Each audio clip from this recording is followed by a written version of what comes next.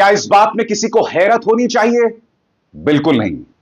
आम आदमी पार्टी, उनका प्रचार तंत्र और उनके रिपोर्टर्स, सही सुना आपने, आम आदमी पार्टी के भी कुछ पालतू रिपोर्टर्स हैं जो लगातार सोशल मीडिया में दावा कर रहे थे कि आम आदमी पार्टी इस बार 40 सीटों के साथ सरकार बना लेगी। दिल को बहलाने के लिए गालिब ख्याल अच्छा है। अरविंद केजरीवाल पिछले काफी अरसे से मुश्किल में थे और उसकी एक झलक आपको लोकसभा चुनावों में भी मिल गई थी। जिस तरह से भारतीय जनता पार्टी ने उन्हें एक चक्रव्यूह में घेर लिया था, उससे बाहर निकलना उनके लिए नामुमकिन था। दोस्तों, आज इस कार्यक्रम में मैं आपको बतलाने वाला हूं दिल्ली विधानसभा चुनावों के नतीजों के मायने, भविष्य में इसका क्या असर पड़ने वाला है और साथ ही इस साल के अंत में अब बिहार के चुनाव है, क्या इस पर इसका कोई असर पड़ेगा? दोस्तों, सबसे पहले मैं दिल्ली की जनता को बधाई देना चाहता हूं। क्यों? क्योंकि अब तक क्या हो रहा था, अब तक विधानसभा पर अरविंद केजरीवाल आम आदमी पार्टी काबिज थी। कहने को उनके अपने नौकरशाह ब्यूरोक्रेट्स अधिकारी थे, मगर वो अरविंद केजरीवाल या आम आदमी पार्टी सरकार को रिपोर्ट नहीं करते थे। वो रिपोर्ट करते थे मोदी सरकार को या भाजपा सरकार को। ऊपर से दिल्ली के एलजी साहब, वो पूरी तरह से भारतीय जनता पार्टी के एजेंट और उनके प्रवक्ता के तौर पर काम करते थे।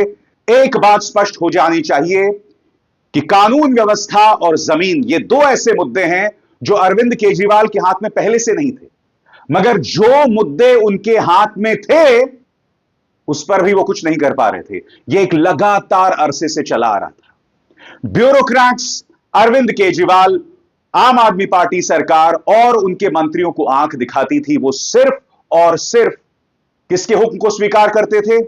केंद्रीय आलाकमान।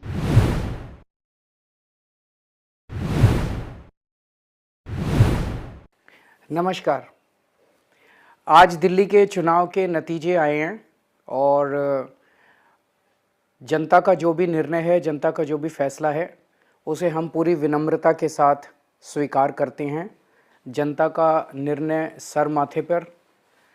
मैं भारतीय जनता पार्टी को इस जीत के लिए बहुत बहुत बधाई देता हूं और मैं उम्मीद करता हूं कि जिस उम्मीद के साथ और जिस आशा के साथ लोगों ने उनको बहुमत दिया है, वो उन सभी उम्मीदों और आशाओं पे पूरा उतरेंगे। हमने पिछले 10 साल में जनता ने जो मौका दिया हमें, उन 10 सालों में हमने बहुत सारे काम किए।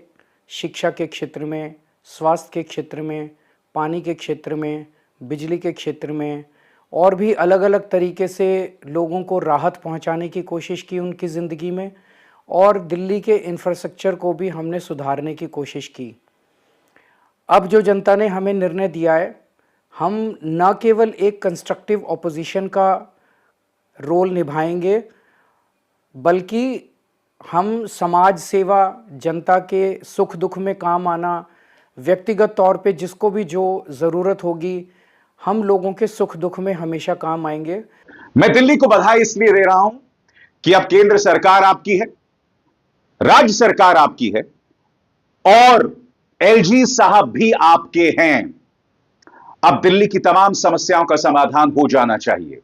बिल्कुल, यमुना जिसकी सफाई अरविंद केजरीवाल नहीं करवा पाए, लॉ एंड ऑर्डर जिस पर अरविंद केजरीवाल का कोई कंट्रोल नहीं था, वो बेहतर होगी। इसके अलावा प्रदूषण, वो समस्या जिसे भारतीय जनता पार्टी गंभीर ही नहीं मानती। याद कीजिएगा, जब प्रकाश जावड़ेकर पर्यावरण मंत्री होते थे, उस वक्त दिल्ली के मंत्री लगातार उनसे अपील करते रहते थे कि तमाम स्टेक होल्डर्स को बुलाइए, बैठक करवाइए। अब भी भूपेंद्र यादव ने कोई बैठक नहीं बुलाई है। इस वक्त दिल्ली के सामने इतनी बड़ी समस्या है। सबसे बड़ी बात, यमुना प्रदूषण का मुद्दा, क्या केंद्र सरकार ने तमाम स्टेक होल्डर्स को बिठाकर कोई बैठक बुलाई? आज तक नहीं बुलाई। यानी कि अर्थ साफ है, अब सारी चीजें आपके कंट्रोल में हैं। अब प्रदूषण के मुद्दे पर, यानी कि वायु प्रदूषण, यमुना में जो प्रदूषण है, ये तमाम मुद्दों पर अब मैं उम्मीद करता हूं कि भारतीय जनता पार्टी गंभीरता से काम करेगी और दिल्ली की जनता की तमाम समस्याओं का समाधान होगा। अब बहाना नहीं चलने वाला है। मगर आपके जहन में सवाल होगा दोस्तों कि अरविंद केजरीवाल क्यों हार गए? तो दो तरह की थ्योरी सामने उभर कर आ रही हैं। पहली बात यह कि अरविंद केजरीवाल को लगातार बदनाम किया गया, उनके तमाम बड़े बड़े नेताओं को जेल में भर दिया गया, चाहे खुद अरविंद केजरीवाल हो, संजय सिंह हो, मनीष सिसोदिया हो, सत्येंद्र जैन हो। और दूसरी बात यह भी कही जा रही थी कि कांग्रेस ने वोट कटुआ का काम किया, या कुछ सीटों में असदुद्दीन ओवैसी ने वोट कटुआ का काम किया। तो इन दोनों मुद्दों को संबोधित करने की जरूरत है। क्या अरविंद केजरीवाल का नुकसान हुआ जेल जाने की वजह से? इसका आसान सा जवाब हां है, मगर हमारे सामने झारखंड की मिसाल भी है। याद कीजिएगा दोस्तों, हेमंत सोरेन की पार्टी को बर्बाद करने की पूरी प्लानिंग कर ली थी भाजपा ने। हेमंत सोरेन जब जेल में थे तो उन्होंने एक व्यक्ति को मुख्यमंत्री बनाया। वो चाहते तो कल्पना सोरेन को मुख्यमंत्री बना सकते थे, उन्होंने ऐसा नहीं किया। चंपई सोरेन को उन्होंने मुख्यमंत्री बनाया। जब वो वापस आए तो वही चंपई सोरेन भाजपा में शामिल हो गए। यानी कि हेमंत सोरेन को भी अलग अलग मामलों में फंसा कर रखा गया। मगर आप जानते हैं, लोकसभा चुनावों में नुकसान हुआ, मगर जब हम विधानसभा चुनावों में आए तो उन्हें शानदार 50-55 सीटों से ज्यादा मिल गई। तो क्या अरविंद केजरीवाल इसे दोहरा सकते थे? जवाब है ना।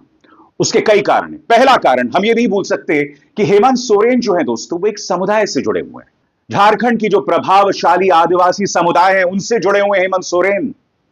इसीलिए जब भी एक ऐसे व्यक्ति को आप जेल में भेजेंगे तो उनका पूरा समुदाय सहानुभूति के चलते उनके पीछे रहेगा। ऊपर से आप जानते हैं, हेमंत सोरेन के खिलाफ जितने भी केसेस थे सब लगभग झूठे थे और भाजपा का प्रोपेगेंडा था। जहां तक अरविंद केजरीवाल की बात है, अरविंद केजरीवाल किसी समुदाय से नहीं जुड़े हुए हैं। वो जिस समुदाय से आते हैं वो भाजपा का भक्त है। कहने का अर्थ साफ है, अरविंद केजरीवाल के पीछे उनकी एक कल्ट फॉलोइंग नहीं है। और अरविंद केजरीवाल एक बहुत भारी भूल कर रहे थे। अरविंद केजरीवाल का उदय हुआ था एक पीपल्स मूवमेंट से, लोगों के बीच आंदोलन से, इंडिया अगेंस्ट करप्शन। कहीं ना कहीं आंदोलन की राह अरविंद केजरीवाल पूरी तरह से भूल गए। इसके बाद उनमें एक अहंकार आ गया।